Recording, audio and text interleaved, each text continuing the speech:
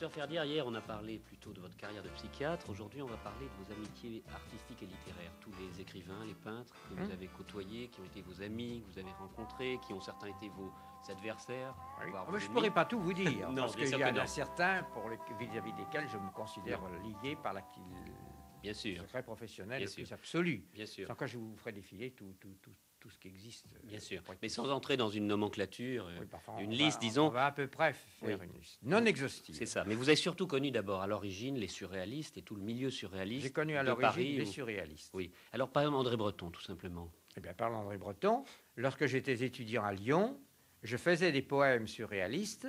Je les publiais dans une revue lyonnaise qui s'appelait Lyon Universitaire, mais je n'osais pas trop les signer, car ça ne faisait pas bien le surréalisme en province. On ne dit pas assez que le surréalisme est un phénomène parisien, n'est-ce pas? Et je le signais avec mon nom à l'envers. De Gaston Ferdière, je mettais Nonsa Guéreidref. Et ça faisait très bien. Et puis alors, j'ai retrouvé l'autre jour un exemplaire où j'avais une dédicace à Breton qui était un peu réservée. À André Breton et Paul Éluard, avec l'assurance de ma sympathie en métal argenté. Ce métal argenté me choque un peu pour le moment. Car à la suite, ce métal argenté est devenu, quand je suis arrivé à Paris, du métal pur. Oui. Lorsque je suis allé les rencontrer dans leur café célèbre du moment, qui c'était à ce moment-là le café de la Place Blanche, et là on y voyait tout le monde, on y voyait tous les surréalistes, et c'est là que je me suis lié à toute la bande. C'est ça.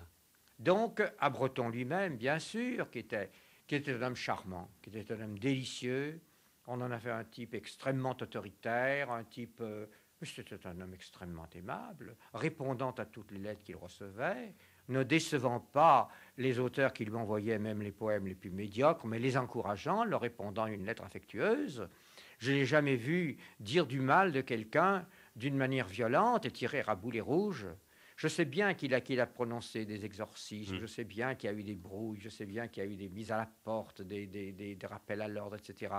Mais tout ça, ça fait partie de sa fonction et ça fait partie de la dignité qu'il voulait conserver au surréalisme à la Breton. Je ne vous parlerai pas d'Aragon, car quand je parle d'Aragon, je délire tout de suite. Oui. J'ai tellement une horreur de cet homme, mais une horreur profonde. Enfin, je peux à peine que je passe à des anecdotes. Vous comprenez, c'est pour des raisons politiques. Le surréalisme, c'est un mouvement, ce n'est pas une école. Les gens qui disent école surréaliste, même les journalistes qui le disent me font crever de rire. C'est un milieu, c'est une façon de penser, c'est une façon de vivre. Serrer la main à Aragon, qui était un stalinien convaincu, je suis anti-stalinien par fonction viscérale. Et c'était impossible. Alors parlons des autres plutôt, parlons de ceux que vous aimez Alors davantage. Aragon, par conséquent, ne me demandez Oui. pas de parler de lui, C'est ça, c'est oui. un très grand poète, mais je considère qu'il est mort en 1929 et qu'on l'a enterré beaucoup trop tard. Ceci dit, il y en a d'autres, il n'y a pas qu'Aragon. Oui. Il y a Crevel, qui était un type d'une pureté et d'une originalité prodigieuse. Et j'ai eu le grand honneur, il s'est suicidé, ainsi que vous le savez, au moment du congrès des écrivains par la défense de la culture. Le pauvre René Crevel, qui faisait tout ce qu'il pouvait là-dedans, pour rassembler les uns et les autres et faire arriver à une motion commune, il était très malheureux. Vous savez, quand on se suicide, on a toujours plusieurs raisons à la fois. Crevel en avait plus d'une. Et le médecin venait de lui dire que sa tuberculose pulmonaire se réveillait. Il avait des difficultés sentimentales. Il avait des difficultés de l'ordre multiple. Il est venu passer avec nous à Sainte-Anne son avant-dernière nuit. Et puis, à la veille même du congrès, de la séance principale, il s'est tué, ainsi que vous le savez, dans sa baignoire le matin, et il est mort. Pour revenir à Breton, quel était le rapport de Breton avec un psychiatre ou avec la psychiatrie? Extrêmement bon, puisque lui-même était ancien psychiatre, et qu'il avait fait des études de psychiatrie, et que pendant la guerre, la dernière, là, combien ça a été, le 39-45, on dit comme ça, et il a été médecin suppléant. Par conséquent, Breton n'a jamais été ennemi de la psychiatrie, étant lui-même psychiatre. Vous avez bien connu Desnos. Desnos, je l'ai connu de très près. J'ai connu Desnos à la suite de la guerre civile espagnole. Ça a eu des avantages. Il m'a fait connaître Desnos. Et on avait décidé d'envoyer 3 médecins en Espagne républicaine pour savoir quels étaient les besoins.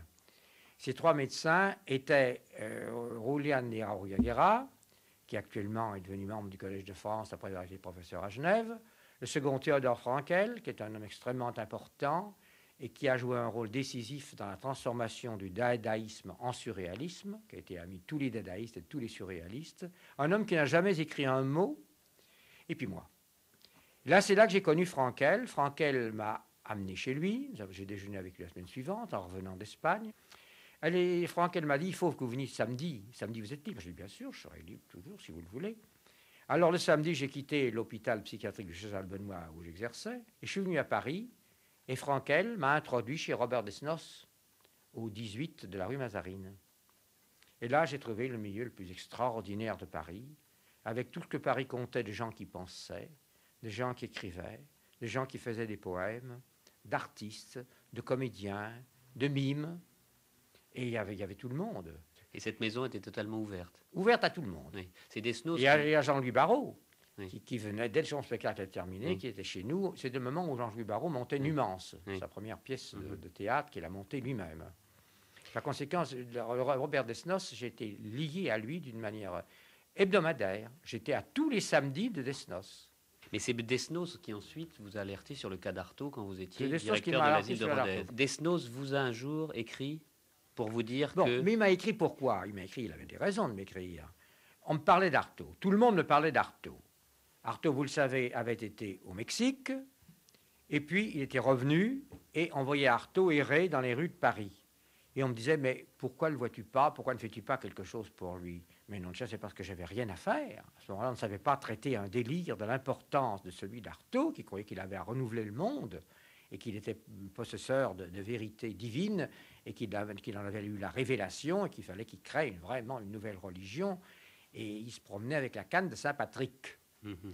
Bon, par conséquent, quand je voyais arriver Artaud dans une rue de Paris, je prenais le trottoir opposé pour ne pas avoir à lui adresser la parole et qu'on dise que je m'étais occupé d'Artaud.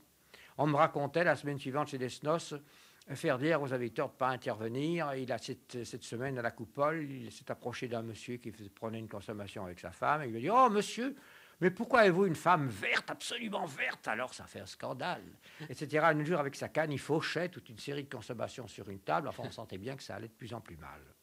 Artaud est donc parti, toujours muni de sa canne de Saint-Patrick, à Dublin, mais alors qu'il était revenu libre de Mexique, il est revenu de Dublin enchaîné dans un bateau. Je pense qu'il y avait des événements que la police de Dublin avait repérés. Elle avait mis en garde spéciale, à Dublin même, et elle avait confié au capitaine du vaisseau qu'il n'avait pas en faire autre chose que le mettre dans la cale. Par conséquent, c'est dans une cale de bateau qu'Artaud est arrivé, non pas à Rouen, mais au Havre. Mais le Havre ne possède pas d'asile d'aliénés. Il possédait un dépôt des aliénés, pardonnez-moi encore un mot propre. Et là, on a évacué Artaud le plus rapidement possible sur Rouen. Sa famille l'a recherché, s'est aperçu qu'il était à Rouen. Elle a fait des démarches auprès de la préfecture de police et des préfectures pour faire réintégrer Artaud dans le département de son domicile de secours, c'est-à-dire à Paris. Là, il est resté quelques jours à Sainte-Anne, dans le service de la clinique, car c'est un beau malade. Le service de la clinique, on ne tenait que les beaux malades. Dieu sait si c'était un très beau malade. Je me souviens que mon collègue avait mis sur le certificat d'admission à Sainte-Anne prétention littéraire. Ça me fait rigoler. C'est tragique, c'est tragique à la fois et grotesque. Oui. Enfin bref, on ne pouvait pas le garder à Sainte-Anne, donc on a envoyé Artaud, comme il est coutume de le faire, dans les hôpitaux psychiatriques de décharge, qui sont des hôpitaux psychiatriques de banlieue, et on a mis Artaud à Villévrard. Et c'est à Villévrard que la guerre l'a surpris. Et en même temps que la guerre, la volonté absolue des Allemands de détruire les aliénés. Les Allemands ont tué 40 000 aliénés en France. Bon, eh bien, Artaud était voué au même sort. Mais un jour, Desnos s'en est aperçu et m'a écrit une lettre. Je vous en prie, faire dire, maintenant le moment n'est plus venu, vous ne pouvez plus vous dégonfler. Vous étiez alors à Rodez. Desnos m'a écrit à Rodez et nous avons cherché ensemble, avec lui, de quelle façon nous allions faire passer la ligne de démarcation à Artaud. Alors, si bien qu'il a fallu avoir la complicité de mes collègues des hôpitaux psychiatriques, de la préfecture de la Seine pour délivrer tous les certificats nécessaires, et des gens qui l'accueillaient, qui le gardaient peu. Comment vous nous faites passer une démarcation? De manière très facile. La Seine ayant un hôpital psychiatrique à Chazal-Benoît en zone libre, pouvait très bien envoyer un de ses malades à Chazal-Benoît. Mais il était indiqué avec mon collègue Chazal-Benoît qu'il ne le garderait pas un jour, et que dès le lendemain, les Français avaient le cas de transfert pour Rodez. où j'avais beaucoup plus de facilité avec le marché noir. Je suis un grand organisateur de marché noir. Artaud est arrivé à Rodez. Et là, lui qui n'avait jamais mangé à une table de famille depuis je ne sais pas combien d'années, qui n'avait pas écrit un mot depuis son départ pour le Mexique, Artaud a été reçu à ma table. Je veux dire, ce jour-là, ma femme a eu beaucoup de patience.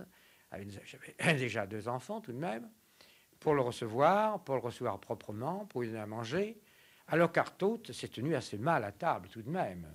Il devait vous dire qu'il n'était pas très propre, et qu'il rotait ou plus en public, et qu'il crachait par terre. Mais enfin, il fallait bien tout de même le réhabituer à ce qu'on appelle la vie quotidienne, la vie sociale. Un minimum de vie sociale. Exigible. Et puis, il est resté à Rodez, et vous connaissez la suite. Ses amis m'imploraient pour que je le fasse travailler. Mais comment voulez-vous que je fasse travailler Artaud, qui n'avait pas écrit une ligne? Il s'agissait d'abord de lui donner une santé physique. Alors, nous l'avons remonté. Nous lui avons donné tout le tabac qu'il voulait. Je disposais de sommes considérables de tabac. Je les gardais, je les mettais dans le coffre de ma voiture.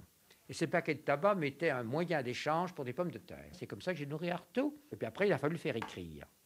Pour le faire écrire, c'était plus difficile. Alors c'est là que je lui ai fait des électrochocs. Et c'est quand, après sa première série d'électrochocs, il s'est remis à écrire. C'est grâce à l'aumônier de l'hôpital psychiatrique de Rodez, qui était en même temps professeur d'anglais dans un collège religieux de Rodez, et qui est l'abbé Julien. J'avais dit à l'abbé Julien, aidez-moi, dites-lui que j'ai une traduction commandée, une traduction de poètes anglais, et aidez Artaud à les mettre sur pied. Alors j'avais donné comme modèle à l'abbé Julien un poème qui, je pense, devait intéresser l'Artaud, qui était le bébé de feu de Southwell. Il l'a fait traduire par Artaud, et ça, nous avons trouvé ça, Julien et moi, remarquable. À ce moment-là, j'étais en correspondance avec un homme que j'aimais beaucoup, qui habitait pas à Paris comme il habite maintenant, qui habitait à côté d'Avignon, à Villeneuve-les-Avignon, c'est Pierre Segers. Et j'ai écrit à Pierre Segers de publier immédiatement dans sa revue ce poème d'Artaud. Et quand le numéro de poésie 43 ou 44 m'est parvenu, je suis dans le service, j'ai dit à Artaud, mais Artaud, j'ai votre nom à nouveau dans une revue. Il a regardé, il a dit, mais oui. Et c'est à ce moment-là qu'Artaud a repris. Oui, ça a créé une sorte de déclic. Ça a créé un déclic et il s'est mis à écrire. Il a repris pied dans la Il a repris pied dans toute littérature. Après ça, je l'ai trompé en lui disant qu'on m'avait demandé une traduction de Lewis Carroll. C'était pas vrai, on m'avait demandé aucune traduction. Mais c'est ainsi qu'il m'a traduit des chapitres entiers de La Traversée du Miroir ou de Le Pays des Merveilles. Mais donc, vous suiviez vous-même les progrès de son travail. Vous veniez lire je le voyais constamment. Il venait dans mon jardin jouer avec mes enfants tous les jours. Je vais vous dire qu'il y avait une intimité totale entre nous. Il était arrivé chez vous début 43. Oui. Et combien de temps il est resté à Rodez? Eh bien, il a dû y rester 2 ans. 2 ans complets. 2 ans. Alors, ses amis m'imploraient toujours de laisser sortir. Je leur ai dit, moi, je veux bien. Actuellement, il est sociable, il est propre. Il se promène comme il veut, libre, dans Rodez. Par conséquent, je n'ai aucun inconvénient à ce qu'il revienne à Paris. Mais j'y mets 2 raisons à mon retard. Je veux que vous lui trouviez une clinique capable de l'accepter pour pouvoir lui donner chaque jour une nourriture convenable et qu'il ne reperde pas le poids que je lui ai fait gagner. Et que cette clinique soit une clinique bien tenue. Alors ses amis, qui s'appellent Dubuffet, qui s'appellent Paulan, qui s'appellent Queneau, etc., et les autres, Marthe Robert et la bande, ont trouvé la clinique qu'il fallait choisir. C'est-à-dire la seule clinique de la région parisienne où le médecin, je ne sais pas la peine que vous disiez son nom, donnait du toxique aux malades tant qu'il le voulait. Les femmes de bien ont emmené un jour chez le chirurgien, ami de son mari, qui était mon ami le professeur Henri Mondor, et leur a dit, voyez, que Artaud souffre. Et Mondor a palpé vaguement, il a demandé une radio du ventre, et on a vu dans le ventre des petits bouts noirs. Et Mondor a dit, oh, bien sûr, évidemment, tous les médecins jusqu'ici ont passé à côté d'un cancer. Si bien que vous trouvez dans tous les livres, dans toutes les biographies d'Artaud, qu'Artaud est mort d'un cancer, c'est une stupidité monumentale. Ce qu'Artaud a dans le ventre, ce qu'on voit sur les radios d'Artaud que j'ai vues, que j'ai examinées, c'est ce que nous appelons des cibales. Ça veut dire crotte de chèvre. C'est-à-dire que lorsqu'on boit du laudanum ou de l'opium à grosse dose, on est extrêmement constipé. Alors on finit à avoir dans les replis de l'intestin de petites boules de matière qui sont dures comme cette table. Mais c'est ça que Mondor a vu, ce qui a permis de partir de chez lui avec une ordonnance monumentale de laudanum. De sorte que selon vous, il est mort de quoi? Eh bien, il est mort d'un excès de laudanum, parce qu'il aurait fallu dans la clinique, où la limite c'était une clinique sérieuse, qu'on a cherché une clinique sérieuse, mais Artaud serait toujours vivant. Si bien que j'ai finalement un seul regret, c'est d'avoir laissé quitter Artaud les hôpitaux psychiatriques.